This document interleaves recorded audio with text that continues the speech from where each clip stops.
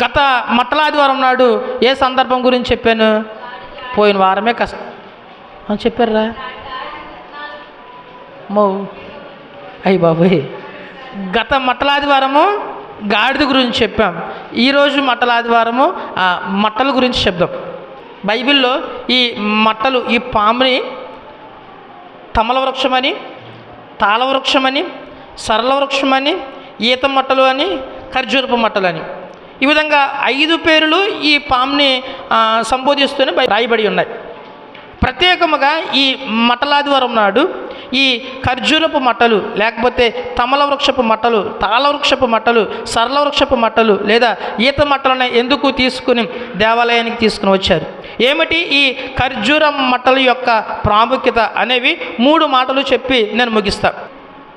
యోహాను సువార్త 12వ అధ్యాయం 13వ వచనంలో సంతోషము, ఈ సంతోషం అనేది గత 2 ఆదివారాల క్రితము ఒక చెట్టు గురించి చెప్పినప్పుడు ఈ పదం చెప్పాను. లేవికాండము 23వ అధ్యాయము 40వ వచనంలో ఒక వచనం ఒకసారి చదివాం.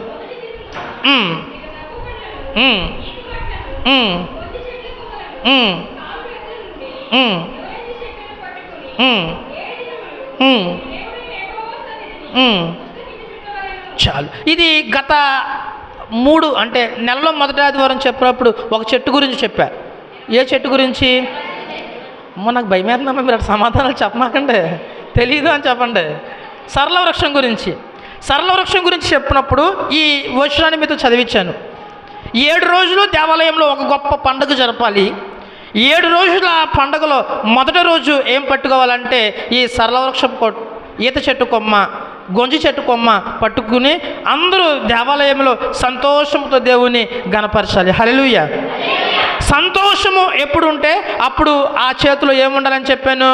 నిరవంచి చెట్టు ఉండాలని చెప్పాను. ఇక్కడ సంతోషముతో పాటు ఆ సరళ వృక్షముతో పాటు గొంజి చెట్టుతో పాటు ఇంకొక చెట్టు ఉంది. అదేంటో తెలుసా? ఈత చెట్టు కొమ్మ. ఎవరి హృదయంలో అయితే సంతోషం ఉంటుందో ఆ వారి చేతిలో ఈ ఖర్జూరపు మట్ట ఉండాలి. ఎందుకు అంటే దేవుడు జయశీలుడుగా దేవాలయంలోకి వస్తూ ఉన్నాడు. దేవుడు ఈ లోకాన్ని జయించబోతూ ఉన్నాడు. ఒక జయవీరుడుగా దేవాలయంలోకి రాకపోతూ ఉన్నాడు. దేవుడే దేవాలయంలోకి వస్తూ ఉన్నాడు. అది చూసిన ఆ ప్రజలందరూ ఇంకా ఉత్సాహంతో మొత్తం చెట్లన్నిటినీ, కొమ్మలన్నిటినీ కొట్టేసి రోడ్ల మీద పరిచేశారు. వారికి ఉన్నటువంటి వస్త్రాలన్నింటినీ రోడ్డు మీద పరిచేశారు. ఎందుకంటే జయశీలుడుగా దేవుడు దేవాలయంలోకి వస్తున్నాడు. హల్లెలూయా, హల్లెలూయా.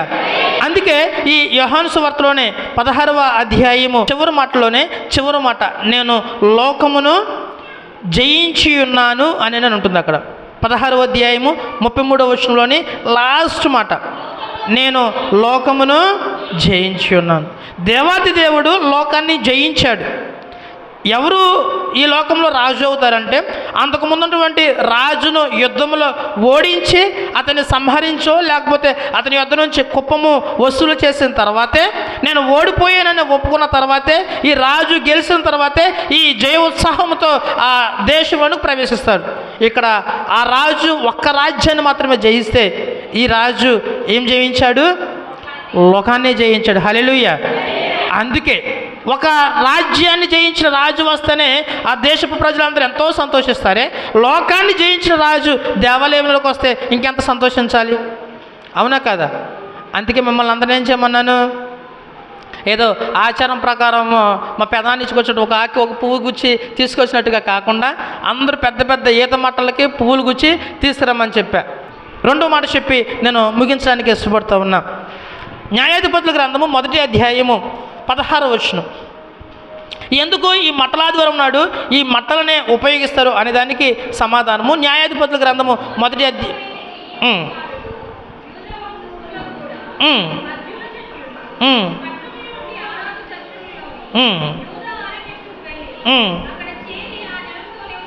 చాలరా. ఇక్కడ చూసినట్లయితే ఖర్జూరపు మట్టలనే ఎందుకు ఈ మట్టలాదివారం నాడు దేవాతి దేవునికి ఉపయోగించారు అంటే, ఒకటి ఖర్జూరపు మట్టలు సంతోషానికి సాదృశ్యమైతే, ఖర్జూరపు మట్టలు విజయానికి సాదృశ్యమైతే, రెండవది ఈ ఖర్జూరపు మట్టలు చాలా అందమైనవి.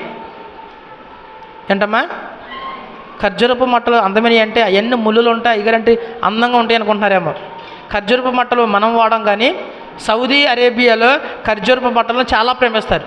ఇక్కడ మనము గులాబీ చెట్లను ఎంత ప్రేమిస్తామో సౌదీ అరేబియా కానీ అరేబియా దేశాల్లో కానీ ఈ ఖర్జూరపు మట్టలను ఎంతో ప్రేమగా చూస్తారు. సౌదీ అరేబియా యొక్క జాతీయ చిహ్నంలో కూడా ఖర్జూరపు చెట్టు బొమ్మ ఉంటుంది. ఖర్జూరపు మట్టలను ఖర్జూరపు చెట్టులను ఈ మట్టలాదివారం నాడు ఎందుకు ఉపయోగించారంటే అవి చాలా అందమైనవి. ఎంత అందమైనవి అంటే ఎరుకో పట్టణమంతయు ఇక్కడ రాయబడి ఉంది. యూదా వంశస్థులలో కూడా ఖర్జూర చెట్ల పట్టణములో నుండి, ఎరుకో పట్టణం అనకుండా ఎరుకో ప్లేస్లో మనకి ఇక్కడ ఏం రాయబడుతుందంటే ఖర్జూరప చెట్ల పట్టణము. ఎరుకో పట్టణం అంతయు ఖర్జూరపు చెట్లే, యెరూషలేము చుట్టుపక్కలంతయు ఖర్జూరపు మట్టలే. వాళ్ళు దాన్ని ఎంతగానో ప్రేమిస్తారు, ఎందుకంటే అవి అంత అందమైనవి. నేను ముందుకు వెళ్ళిపోతా ఉన్నా. పరమగీతము గ్రంథంలోనే 5వ అధ్యాయంలో ఆ దేవాది దేవుని యొక్క అందము మనకు అక్కడ చూపిస్తూ ఉంటుంది. ఆయన ధవలవర్ణుడు, రత్నవర్ణుడు, 10,000లో అతి కాంక్షణీయుడు అని ఆ పరమగీతము గ్రంథంలో వ్రాయబడి ఉంటుంది. దేవుడు అంత అందమైన వాడు కాబట్టి ఈ అందమైన దేవుడు దేవాలయంలోకి వస్తే అందమైన ఆ వృక్షపు కొమ్మలే ఉపయోగించాలని. యెరూషలేములో కానీ ఎరుకలో కానీ అందమైన చెట్టు ఏదంటే ఈ ఖర్జూరపు చెట్టే. ఖర్జూరపు చెట్టు వాళ్ళు ఎంతో ప్రేమగా చూస్తారు, కానీ దేవుడు దేవాలయంలోకి వస్తున్నాడు కదా, ఆ చెట్టు ఉంటే మనకెంత, పోతే మనకెంత అని ఆ చెట్లతో సహా కొమ్మలతో సహా మొత్తం నరికేసి రోడ్ల మీద పడేశారు. హల్లెలూయా, హల్లెలూయా. 2వ రాజుల గ్రంథము 2వ అధ్యాయము 19వ అధ్యాయంలో ఉంటుంది. ఖర్జూరపు చెట్టు ఉన్నటువంటి దేశము ఎంతో రమ్యమైన దేశం అంట. నేను ఓ మాట చెప్తూ ఉన్నా, దేవుడు దేవాలయంలోకి వస్తే వాళ్ళకి ఇష్టమైనవన్నీ రోడ్ల మీద పడేస్తూ ఉన్నారు, వాళ్ళకి ఇష్టమైనటువంటి వస్త్రాలు రోడ్ల మీద పడేస్తూ ఉన్నారు, వాళ్ళకి ఇష్టమైనటువంటి చెట్ల కొమ్మలను నరికేసి రోడ్ల మీద పడేస్తూ ఉన్నారు. ఆ దేవాది దేవుడిని హోసన్నా జై, హోసన్నా జై, హోసన్నా జై, యూదుల రాజా జై, రాజుల రాజా జై అని సంతోషంతో ఆనందంతో దేవాలయంలోకి ఆహ్వానిస్తూ ఉంటే అంత సంతోషము మన హృదయంలో ఉందా లేదా ఒకసారి ఆత్మ పరిశీలన చేసుకుందాం. ఒకటి, ఈ మట్టలాదివారం నాడు ఖర్జూరపు చెట్టునే ఎందుకు ఉపయోగించారు అంటే, ఒకటి అది విజయానికి సంతోషానికి సూచన అయితే, రెండవది అవి అందమైనవి, వాళ్ళకి ఇష్టమైనవి కాబట్టి అందమైన వారికి ఇష్టమైన వాటిని ఆ దేవుని యొక్క ఆహ్వానాన్ని విజయోత్సాహంతో జరుపుకోవటం కోసం రోడ్ల మీద నరికి కొమ్మల్ని వేసేస్తారని చెప్పా. 3వ మాట చెప్పి నన్ను ముగిచ్చేస్తా. ఇవి ఎంత ప్రాముఖ్యమైనవి అంటే దీని విలువ మీ అందరికీ తెలియదు, నేను మరలా చెప్పాలని ఆశపడుతూ ఉన్నా. యెహెజ్కేలు గ్రంథము 40వ అధ్యాయం ఒకసారి చూడండి. యెహెజ్కేలు గ్రంథము 40వ అధ్యాయం ఒకసారి చూడండి. 40వ అధ్యాయము 16వ వచనం. ప్రతి స్తంభము మీదను ఖర్జూరపు చెట్లు రూపింపబడి ఉండెను. హల్లెలూయా. ఎక్కడమ్మా ఇవి? దేవాలయంలోని ప్రతి స్తంభానికి ఏముంది? ఖర్జూరపు చెట్టు యొక్క డిజైన్ అనేది ప్రతి స్తంభానికి ఉంచారు. ఎందుకు అంటే ఆ దేశంలో కానీ ఆ ప్రాంతంలో కానీ ఖర్జూరపు చెట్టుకి ఇచ్చేటువంటి విలువ అంత. రెండవది అది ఎంతో అందమైనది. మన ఇంట్లో ఏ డిజైన్ వేస్తామంటే ఏ డిజైన్ వేస్తాము? మనకి ఏది అందమైతే అదే వేస్తాం, ఏ రంగు ఇష్టమైతే ఆ రంగే వేస్తాం. దేవాలయంలో అతి పరిశుద్ధమైన స్థలంలో ఈ ఖర్జూరపు చెట్టు యొక్క ఆ డిజైన్ అనేది తొలిపించటం. 1 రాజుల గ్రంథము 6వ అధ్యాయం ఒకసారి చూడండి. అది మరలా కోట్ చేసి నేను ముందుకు వెళ్ళిపోతా. 1 రాజుల గ్రంథము 6వ అధ్యాయము 29వ వచనం ఒకసారి చూడండి. మందిరపు గోడలన్నిటి మీదను తమాల వృక్షములను వికసించిన పుష్పములను చెక్కించెను. చాలరా. యెరూషలేము దేవాలయంలోని సొలొమోను కట్టినటువంటి ఈ దేవాలయంలో ఇక్కడ రాయబడినమాట ప్రతి గోడ మీద కూడా ఏమి ఉంచబడిందంటే తమాల వృక్షపు వికసించిన పుష్పాలు. ఇందాక ఏం చెప్పాము? ఆ చెట్టు ఆకృతి, ఆ చెట్టు డిజైన్ చెప్పాను. ఇక్కడ వాటి యొక్క వికసించిన పుష్పాలు, ఆ తమాల వృక్షపు పుష్పాలు దేవాలయము ముందు చెక్కటం అనేది మనం చూస్తాం. ఒక దేశపు సింబల్గానే అది ఉంది, దేవాలయపు గోడల మీద అది ఉంది, మరి అంత అందమైన చెట్లు కాబట్టి వాటన్నిటినీ యేసు ప్రభు దేవాలయంకి వచ్చినప్పుడు వాటిని ఉపయోగించారు. దేవాలయము గోడల మీద ఏ విధంగా అయితే ఈ ఖర్జూరపు మట్టలు రూపించబడ్డాయో, అయిపోయిన తర్వాత చూడండి మన కిటికీల మీద చక్కగా ఏ విధంగా అయితే ఆ ఈత మొక్కలు, ఆ ఖర్జూరపు మొక్కలు ఉన్నాయో, దేవునికి ఇష్టమైన మందిరంలో దేవునికి ఇష్టమైన కొమ్మలు పెట్టి దేవునికి ఇష్టమైన మనుషుల చేత దేవుని దేవాలయంలోకి ఆహ్వానించడం అంటే అది ఎంత గొప్ప పండుగ. ఒక మాట మీ అందరికీ తెలిసిన మాట నేను చెప్తాను. కీర్తన గ్రంథము 92వ అధ్యాయము 13వ వచనంలో ఉంటుంది, మనము ఆ విధంగా మందిరంలో నాటబడాలి. యెహోవా మందిరంలో నాటబడిన వారమై చాలురా. ఈ ఖర్జూరపు మట్టలు ఏ విధంగా అయితే గోడల మీద, అదేవిధంగా మందిరపు తలుపుల మీద ఏ విధంగా అయితే డిజైన్ చేయబడిందో, నీవు నేను ఈ మధ్యాహ్న కాల సమయంలో దేవుని యొక్క మందిరంలో నాటబడాలి, దేవుని మందిరంలో ఫలించబడాలి. దేవుడే ఈ లోకంలో ఉన్నటువంటి ప్రతి వారము క్రమము తప్పకుండా దేవాలయంకి వెళ్ళటం చూస్తూ ఉంటాం. ఏ విధంగా అయితే ఖర్జూరపు మట్టలు దేవాలయంలోకి రాబడ్డాయో, ఏ విధంగా అయితే ఖర్జూరపు మట్టలు దేవాలయపు గోడల మీద వికసించిన పుష్పాల వలె డిజైన్ చేయబడ్డాయో, నీవు నేను ఈ మధ్యాహ్న కాల సమయంలో ఆ దేవాలయంలో ఉండాలి. అది దేవుడు మన మధ్య కోరేది.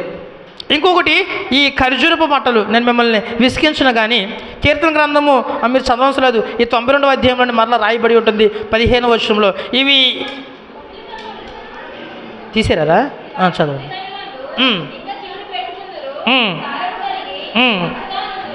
ఈ ఖర్జూరపు మట్టలు అంట మీకు బయటనే తెలుస్తూ ఉంటుంది, ఈత చెట్టు చూడటానికి చచ్చిపోయినట్టు ఉంటుంది. మళ్ళీ వేసవికాలం అవ్వగానే దాంట్లో నుంచి మువ్వ వస్తుంది. మనము కూడా ఎప్పుడు కూడా నీతిమంతులమైన మనము ఎల్లప్పుడూ దేవుని యొక్క సన్నిధిలో నాటబడి మువ్వు వేయవారి వలె ఉందుముగాక. ఆమేన్, ఆమేన్. నేను ఇంకా ముగించేశాను, బైబిల్ కూడా క్లోజ్ చేశాను. ఈ ఖర్జూరపు మట్టలు దేవుడు దేవాలయంలోకి వచ్చేటప్పుడు ఏ విధంగా అయితే వాడబడ్డాయో, ఈ రోజు నుంచి నీవు నేను మనందరము కూడా దేవుని యొక్క మందిరంలో వాడబడాలి. ఖర్జూరపు మట్టలు రోడ్డు మీద వేస్తే వాటి మీద గాడిద మీద దేవుడు ఎక్కి దేవాలయానికి వచ్చారు కదా, అందరూ అటుపక్క ఇటుపక్క 2 కొమ్మలు ఇచ్చుకొని హోసన్నా హోసన్నా అంటూ దేవునికి వెల్కమ్ చేశారు కదా. ఈ ప్రాసెస్ అంతట్లో ఖర్జూరపు మట్టలు పరిచర్యలో ఏ విధంగా అయితే వాడబడ్డాయో, ఈ రోజు నుంచి ఒక మంచి తీర్మానం చేసుకోండి, మీరు కూడా దేవుని పరిచర్యలో అలా వాడబడాలని. మొక్కలు ఆకులు కొమ్మలే వాడబడుతుంటే మరి మనమెంత? గత ఆదివారం ఉపవాస ప్రార్థనలో నినివే పట్టణం గురించి చెప్పినప్పుడు సొర చెట్టు, చేపలు ఏ విధంగా వాడబడ్డాయి, ఇప్పుడు ఖర్జూరపు మట్టలు ఏ విధంగా వాడబడ్డాయి. ప్రాణం లేనివి, స్తుతించడానికి అవకాశం లేనివే, అవకాశం వచ్చినప్పుడల్లా అవి విరివిగా పరిచర్యలు వాడబడుతూ ఉంటే మనం కూడా పరిచర్యలు వాడబడాలి. వర్షిప్లో కానీ, వాక్య పరిచర్యలో కానీ, ప్రార్థనలో కానీ, మందిరపు సేవ పరిచర్యలో కానీ మీరు వాడబడాలి. చివరి మాట ప్రకటన గ్రంథము 7వ అధ్యాయము 9వ వచనం ఒక్కసారి చూడండి అమ్మ నా కొరకు. ప్రకటన 7:9.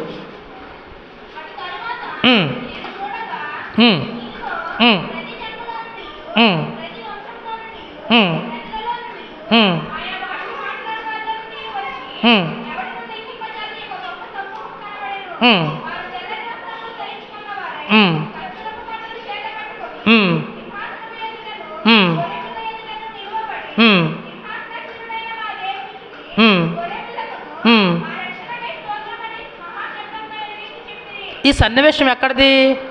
పరలోకంలో ఉన్నటువంటి సన్నివేశం. పరలోకంలో తెల్లని వస్త్రములు ధరించుకొని వంశాల చొప్పున అందరూ వచ్చి సింహాసనంపై ఆసీనుడైనటువంటి ఆ దేవుని ఏం చేస్తూ ఉన్నారు? స్తుతిస్తూ ఉన్నారు, ఆరాధిస్తూ ఉన్నారు. దేనితో?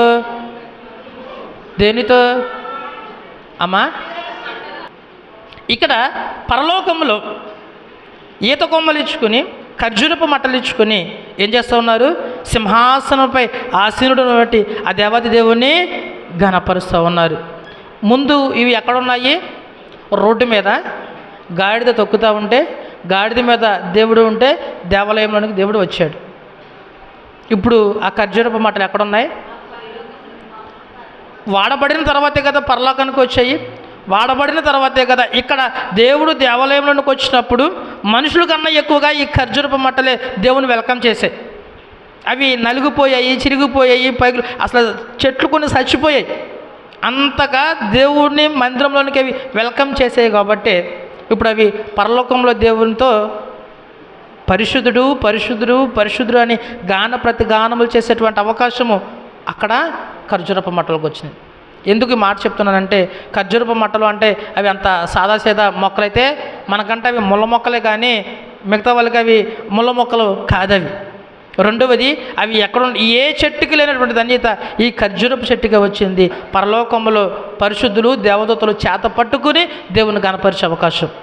ఎందుకు అంటే, మనము ఇక్కడ వాడబడితే అక్కడ వాడబడతాం, ఇక్కడ గణపరచబడితే దేవుని గణపరిస్తే అక్కడ దేవుని గణపరిచే అవకాశము వస్తాం. ఇక్కడ మందిరంలో నిద్రపోయామనుకో, అక్కడ నిద్రపోతాం కాదు, అక్కడ రావటమే నరకంలో నిద్రపోదామన్నప్పుడు అక్కడ పొడుస్తూ ఉంటాయి అన్నమాట, మంటలో నిప్పులు అగ్ని ఇవన్నీ. అప్పుడు తెలుస్తుంది. ఇప్పుడు దేవుని బిడ్డలారా, దేవుని మందిరంలోకి వచ్చిన మనం ఖర్జూరపు మట్టలు పరిచర్యలు అయితే ఏ విధంగా అయితే వాడబడ్డాయో, ఇక నుంచి మనము కూడా ఆ విధంగా పరిచర్యలు వాడబడదాము గాక. ఇక్కడ ఎంతగా వాడబడితే పరలోకంలో మనకంతా భాగ్యం. ఖర్జూరపు మట్ట పరలోకంలో ఏ మొక్క ఉండదు, ఒక ఖర్జూరపు మొక్కే ఉంటుంది. నువ్వు కూడా ఆ విధంగా ఉండలాగున, నీవు నేను కూడా పరలోకంలో ఉండలాగున దేవుడు మనందరికీ సహాయం చేయనుగాక. ఆమేన్.